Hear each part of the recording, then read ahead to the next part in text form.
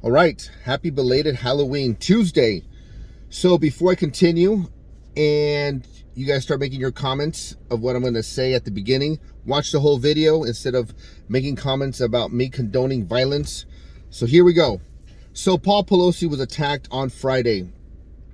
As we know that he had an intruder, came in, attacked him, hit him over the head with a hammer. Okay. When I first heard the story, I was like, good. That's what he fucking gets. That's what they both get. Especially when I heard that he was going after Nancy, of where's Nancy? And I know you guys are going to say, oh, you're condoning violence. No, I'm not condoning violence. But however, sometimes violence is the answer, and I'll tell you why.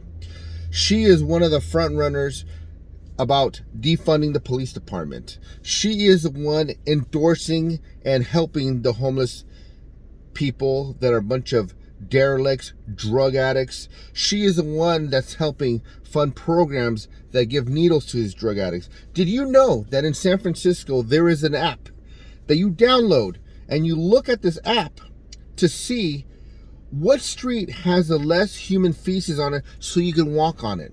Imagine that thought, that you actually have to download something just so you know that you don't have to walk down in shit on a city sidewalk that you and I pay for taxes. Here's another thing that you guys didn't know. Did you know that they actually are hiring people, paying them $100,000 to drive around the streets and hose off human piss and human shit? So when I heard about this, I was like, good, that's what they get, because they are the one promoting all these derelicts, all these fucking useless human beings that should literally be burnt to a stake or thrown in a desert somewhere. So then the story comes out and it doesn't make sense. At 2 a.m., somebody calls the police department to say they need a welfare check on Paul Pelosi to check on him. Then they say that when the police show up, the struggle begins and the guy hits Paul Pelosi in the head with a hammer. I'm like, oh, this is kind of weird.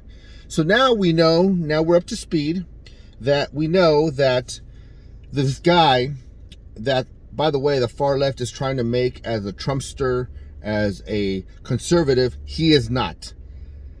This guy is a LGBTQ supporter. He's gay. He's a nudist. He supports BLM. So he's a far left liberal, okay? That's one. Number two, most of the Pelosi's properties, and they have more than one, are known to have security guards everywhere. This house on this night did not have any security detail there. Why? That's the first question. Number two, they got cameras everywhere. And you mean to tell me that the camera never picked this guy up and supposedly broke in through the back door? That's number two. Number three, there's broken glass from the inside out. That means that somebody was inside the house, broke glass, went out. Okay? Number four, when Paul supposedly called 911, he tells them, oh, my friend is here. I think his name's DuPaul, something like that. 5, when the cops show up, somebody else opens the door and nobody knows who this is. Number 6, you want to tell me why we can't see the police body cams? Were they turned off, or are they not releasing the video? So that's 6 things that don't make any sense at all. So I'm going to tell you what happened here. This is just my theory, and I'm pretty sure I'm going to be close to the theory. Paul Pelosi is an undercover gay. He likes having sex with men. He invited this guy over to his house. Usually in the gay community, gay men usually experiment with meth. They're probably on a good one. Things got out of hand. And one thing led to another, and it became a scuffle. Now, why did they call the cops, or who called the cops? Who knows? Here's another thing. They're saying that the man, they knew that there was injuries to Paul, and they said there's injuries to the other man, but they don't say what injuries he had, and they say that he was in underwear and some other clothes. Sounds to me like they're having a little fuck fest here, and something went wrong. Maybe Paul did not want to pay this gentleman. We know he's a nudist. We know he's a freak. He's a derelict. So Paul probably asked him and his buddy, whoever answered the door, probably used him. And then when it came down to pay some money, they decided not to. And that's when the shit hit the fan.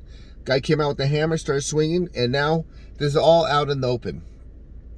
So this whole thing that they're trying to use this as where's Nancy, trying to relate it to January 6th, is just a ploy to get away from the real situation here that Paul Pelosi is probably an undercover gay. Who knows? Maybe he even dabbles in pedophilia. We don't know that. But I wouldn't be surprised. And now they're trying to do a spin on this and trying to blame it on Trumpsters, trying to blame it on January 6th, and this and that. And by the way, this guy that was a known attacker was also, there's also pictures of him coming to surface that he was at the Capitol on January 6th. How do you get there if he's homeless and has no money? Think about that. Enjoy that one.